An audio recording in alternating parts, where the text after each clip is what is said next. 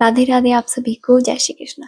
बीते दिनों में मैंने एक बहुत ही प्रसिद्ध बुक पढ़ी है जिससे आप सभी परिचित हैं अच्छी तरह से, जिसका नाम है गुनाहों का देवता। ये सुधा और चंदर की लव स्टोरी है जिसमें काफी उतार चढ़ाव हैं।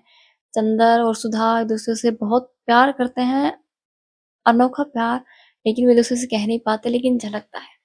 चंदर सुधा की शादी करवा देता है, खुद ही करवाता है, और बाद में चंदर का स्वभाव एक दिमाग से असंतुलित व्यक्ति की कुछ बातों द्वारा ही बदल जाता है और वो सुधा के साथ बहुत अन्याय करता है। मुझे इस बुक में चंद्र का कैरेक्टर बहुत ही घटिया लगा, शायद इसीलिए इस बुक का नाम गुनाहों का देवता है।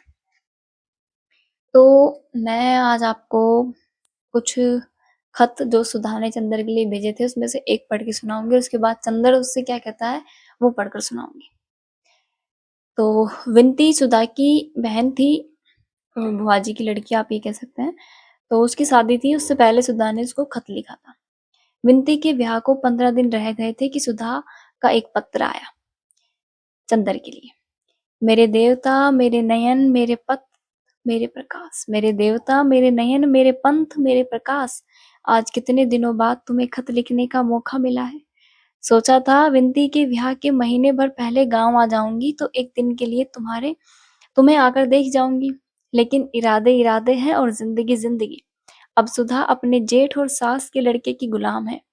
ब्याह के दूसरे दिन ही चला जाना होगा। तुम्हें यहाँ बुला लेती, लेकिन यहाँ बंधन और पर्दा तो ससुराल से भी बदतर है। मैंने विनती से तुम्हारे बारे में पूछा, वह कुछ नहीं बताती। पापा से इतना मालूम हुआ कि तुम्हारी थीसिस छपने गई है। कन्वोकेशन नजदीक है, तुम्हें याद है वादा था कि तुम्हारा गाउन पहनकर मैं फोटो खिंचवाऊंगी। वह दिन याद करती हूँ तो जाने कैसा होने लगता है। एक कन्वोकेशन की फोटो खिंचवाकर जरूर भेजना। क्या तुमने विनती को कोई दुख दिया था? तुमने विनती को कोई दुख दिया था? विनती हरदम तुम्हारी बात पर आंसू भर आती है। मैंने तुम्हारे भरोसे विनती को वहां छोड़ा था, मैं उससे दूर हूँ, माँ का सुख उसे मिला नहीं, पिता मर गए। क्या तुम उसे इतना भी प्यार ना दे सके? मैंने तुम्हें बार बार सहेजे दिया था। मेरी तंदुरुस्ती अब कुछ कुछ ठीक है, लेकिन जाने कैसी है, कभी कभी सिर में दर्द होने लगता है, जी मिचलने लगता है। आजकल वह बहुत ध्यान रखते हैं, लेकिन वे मुझको समझ नहीं पाए। सारे सुख और आजादी के बीच मैं कितनी असंतुष्ट हूँ, मैं कितनी परेशान हूँ। लगता है हजारों तूफान हमेशा नसों में घबराए रहते हैं। चंदर, एक बात कहूँ, अगर बुरा ना मानो तो आज शादी के 6 महीने बाद भी मैं यही कहूंगी कि चंदर, तुमने अच्छा नहीं किया। मेरी आत्मा सिर्फ तुम्हारे लिए बनी थी, उसके रेशे में तत्व हैं जो तुम्हारी पूजा के लिए थे। तुमने मुझे दूर फेंक दिया, लेकिन इस दूरी के अंधेरे में भी जन्म जन्मांतर तक भटकती हुई सिर्फ तुम्ही को ढूंढूंगी। इतना याद रखना, और इस बार अगर तुम मिल गए तो जिंदगी की कोई ताकत, कोई आदर्श, कोई सिद्धांत, कोई प्रवचना मुझे तुमसे अलग नहीं कर सकेगी। लेकिन मालूम नहीं पुनर्जन्म सच है या झूठ। अगर झूठ है तो सोचो चंदर कि इस अनादिकाल के प्रवाह में सिर्फ एक बार मैंने अपनी आत्मा का सत्य ढूंढ पाया था और अब अनंत काल के लिए उसे खो दिया।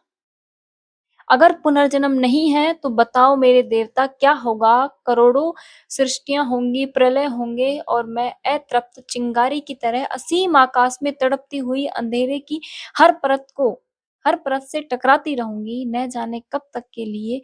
जो जो दूरी बढ़ती जा रही है, त्यों त्यों पूजा की प्यास बढ़ती जा रही है। काश मैं सितारों के फूल और सूरज की आरती से तुम्हारी पूजा कर पाती। लेकिन जानते हो मुझे क्या करना पड़ रहा है? मेरे छोटे भतीजे नीलू ने पहाड़ी चूहे पाले हैं। उनके पिंजरे के अंदर एक पहिया लगा है और ऊपर घंटियां लगी है। अगर कोई अभागा चूहा उस चक्र में उलझ जाता है तो जो जो छूटने के लिए वह पैर चलाता है, त्यों त्यों चक्र घूमने लगता है, घंटियां बजने लगती है। नीलू बहुत खुश होता है, लेकिन चूहा थककर बेदम होकर नीचे गिर पड़ता है। कुछ ऐसे ही चक्र में फंस गई हूँ चंदर। संतोष सिर्फ इतना है कि घंटियां बजती है तो शायद तुम उन्हें पूजा की मंदिर की घंटियां समझते होगे। लेकिन खैर, सिर्फ इतनी प्रार्थना है चंदर कि अब थक कर जल्दी ही गिर जाऊं, मेरे भाग्य खत का जवाब जल्दी ही देना, पम्मी अभी आई या नहीं, तुम्हारी जन्म जन्म की प्यासी सुधा।